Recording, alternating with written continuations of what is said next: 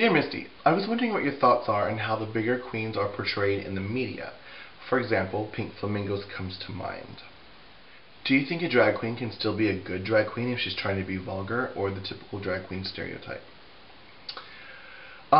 Yeah. I think a drag queen can be a good drag queen whether she's funny or not. I think a good drag queen can be a good drag queen when she's dirty or not. I think a good drag queen can be a good drag queen whether she's a evening gown wearing or a dancing queen. You know, talent is not measured by vulgarity. Now, what are my thoughts on these big queens? Do you mean big as in famous, or do you mean big as in heavy?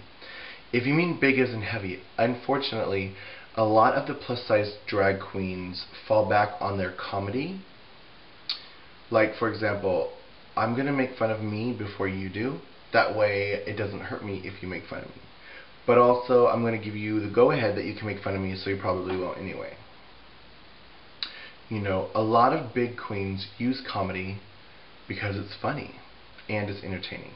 And I see nothing wrong with that. I love the shock performances. For example, one of my favorite drag queens is Jackie B. She's filthy. She's nasty. She's so creative and she's not afraid. Nobody's safe. She'll make fun of everyone. And I love that about her. I truly find that entertaining. And I think that with an audience, you want to shock them, you want to amaze them, you want to offend them, and you want them to keep talking.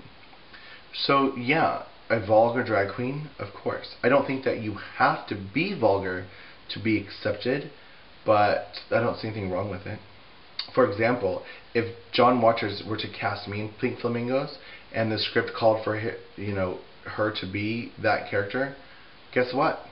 It's called theater, honey. It's called acting, and I would definitely be a vulgar, trashy bitch. And I wouldn't feel bad about it. I hope I could help. Loving you, Dizzy.